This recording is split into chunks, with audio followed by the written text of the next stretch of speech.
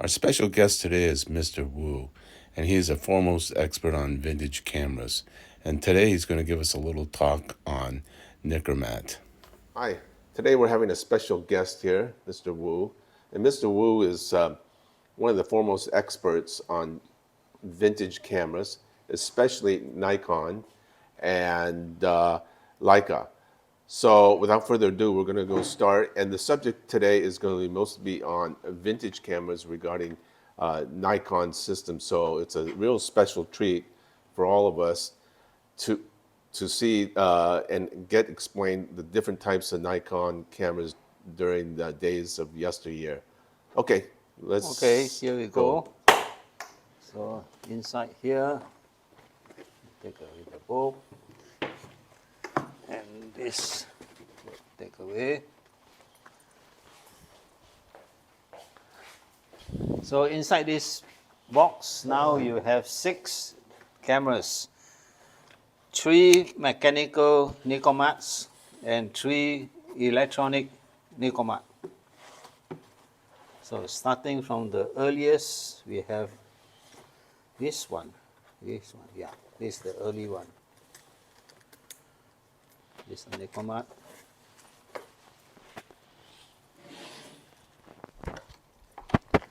This is mechanical Nikomat. This is the early Nikomat. And this one is the later Nikomat. Not the latest, but the one before that. So we have Nikomat. You notice that some of the Nikomat is spelled with a single K, Nikomat, and some are spelled with a double K. I don't have a double K here. Now, the one with a single K is made for the Japanese market. The one spelled with a double K is for the international market, Nikomat. Oh. And the reason for the shortened single K Nikomat in Japan is simply because in Japan, they found it difficulty to pronounce the R. So they just put Nikomat. There's no R there, Nikomat. Whereas the double K, Nikomat, so it's a tongue twister for them. So Japan model is just Nikomat. Now, this is a Nikon camera, true and true, but they have this naming, Nikomat, instead of the traditional Nikon branding like Nikon. So when Nikon was having the Nikon F, they only knew how to make the top line camera, the best. So you got the Nikon F, the F2, the F3, F4, F5, F6, and so on. They were afraid that this model was not tested and tried. They said that if this product failed, it will tarnish the reputation of Nikon. Mm-hmm. So they put a different name to be on the safe side. So at first, it was like a stepson. It's not part of the family, but was never sit on the same dinner table, set away. But over the year, this became a very successful camera. Not everybody wanted to pay big bucks for the Nikon F. It was a bit pricey. So Nikon want to experiment on the low-end model for the consumer market. So they came up with this Nikomat. But over time, this camera has proven itself. The Nikon F have a left and right traveling curtain, titanium. But the Nikomat uses a vertical metal shutter. So the curtain travel top down. Top down, and because of the shorter travel, you can use a higher sync speed of 125 as against 60 on the Nikon F. So it was more advanced and very durable shutter. What it lacked was the changeable prism, which not everybody need anyway. And also you could not change the focusing screen, it's fixed. So we have the early Nikomat. This early one, for every lens you put in with a different aperture, you got to key in the aperture manually, one by one. So it was a bit slow. So came the next Nikomat, the FTN. Nikomat FTN, the same generation as the Nikon F, Photomic FTN. With the FTN, you do what is now known as the Nikon shuffle.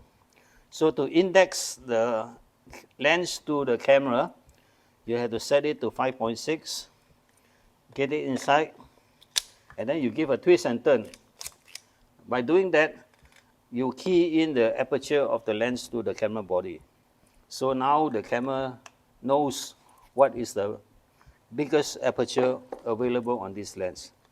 So, but still, it didn't have a hot shoe contact. We have a cold shoe to mount the flash, and you rely on the PC socket for your flash connection.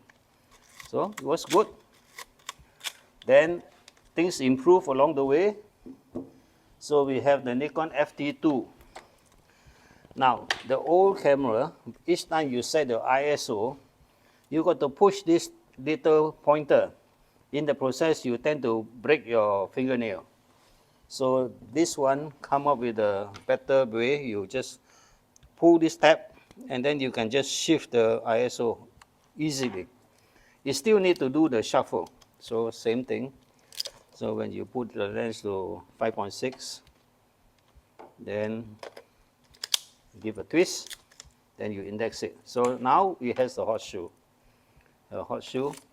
One characteristic found in all the Nikomat is that it got a double meter display. There's a meter display on the outside and a meter display on the inside. So sometimes you don't want to put your eye in the finder, you can still check your light meter on the outside. Yeah. Okay. So the Nikomat now has a hot shoe contact for the flash. You don't need the cable anymore. All the Nikomat has a mirror lockup, so you can lock up the mirror. And the self timer also linked to the mirror. So if you are using the self timer, the mirror goes up first to reduce the vibration. It goes up first before the shutter fires. So this you can use it like a mirror lockup. Or you can lock up the mirror independently. Just slide this.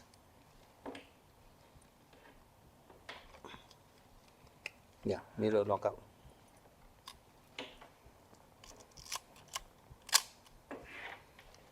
So in a transitional camera, the cable release, you got two connectors. One is the largest screw, and one is a traditional PC cable release socket. And you could add this accessory, which you can use on the Nikon F, Nikon F2, as well as Nikomat. Is that called the soft? Yeah, soft shutter release. Yeah. This one increase the height, and it really helps to have a better grip, especially when you're wearing gloves or what. But some of the other soft release is just a tiny button that you put. It serves just more cosmetic than functional. But this one is good. It works well.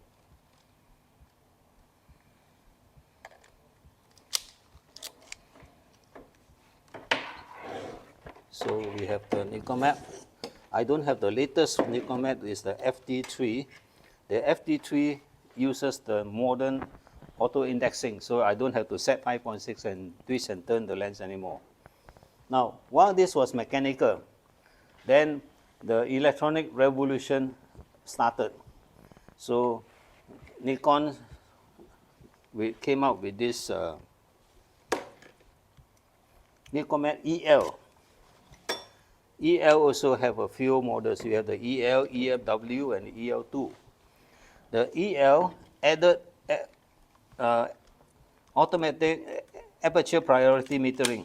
So you can set to A, you preset your aperture, and the camera will select the shutter speed depending on the light. Now the early one, you notice that beside A, when you have the mechanical speed, it goes down to 4 seconds, and there's a big gap between 4 and B. Actually, if you put it in the middle, it is an unofficial 8 seconds.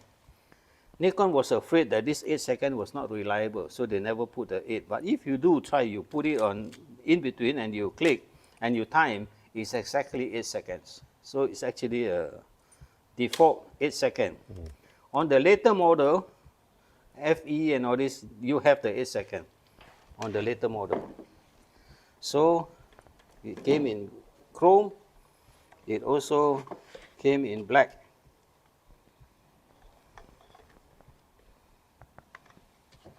So you got a, yeah, you see this is the double K, overseas Nikomat. This one is the Japan Nikomat, single K, Nikomat. Is this one quite rare with a double K? No, double K international market. The single K is not so, it's only for Japanese market. Again, you Is also there a have, value difference nowadays? not very much. No. So you also got the mirror lockup, depth of field preview. The self timer also would pre-release the mirror first.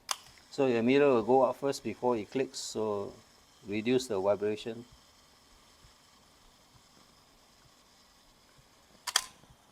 Now, compared to the EL, compared to Nikomat, the body is more rounded.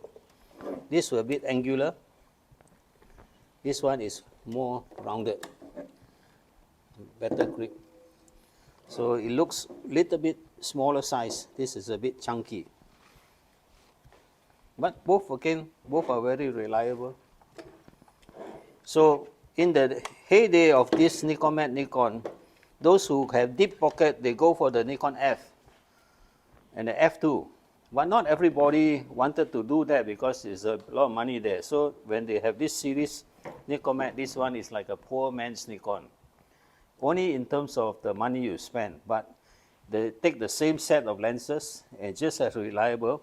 So your picture on the Nikomat will not be any way inferior to the picture from the Nikon F. Actually, they are identical. So it has a reputation that's being built like a tank. So this is another silver Nikomat. So we have 3 Nikomat EL and 3 mechanical Nikomat. And because it's not as sought after as the Nikon F, F2, and F3, you can pick it up for a good price. So when did this come in to the picture? Nikomat EL. Okay, let's see our chart. Nikomat EL. EL came out in 1972. So what was Canon doing at that time? They were having the Canon G317 and the low-end SLR EX Auto. Then who else? Olympus was having the FTL, screw mount. Minolta having a rangefinder. How competitive was the camera market in those days? Oh, those days, I think there are many camera companies, but the major ones would be Nikon and Canon and Minolta. That was in the 70s, it was the rise of the Japanese camera industry. What they couldn't do when they tried to compete with Leica in the early days, Leica was very good. They make very good rangefinder with a screw thread mount. So Canon follow. Canon has a Canon 7 and so on. Very well made with a screw mount. Nikon did not use the screw mount. They adopted the context bayonet, but they used the Leica shutter. So they were doing pretty good. They tried to take a slice out of this Leica market. But they found it was an uphill task. No matter what they did, whatever the innovation they did, and however they try to reduce the price, people still buy the German one.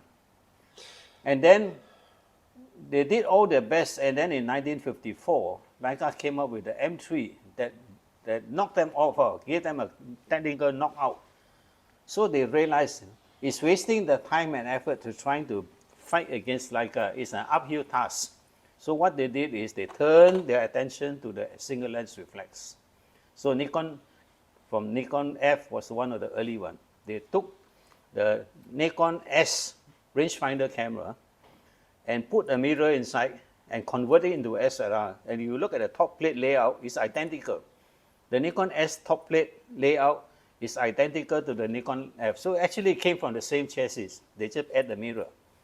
And once they put the mirror in and they come up with a comprehensive system where you can change the finder, change the screen, add the motor, and a range of lenses, that really took the market away from Leica. They used to say as a joke, the Nikon F put Leica into the coffin and the Nikon F2 hammered it in, nailed it in. So the SLR popularity overshadowed the rangefinder. While Leica continued to make the rangefinder, the Japanese found a new niche. So every major brand in Japan started to produce the SLR. That was the year, the golden year of the SLR.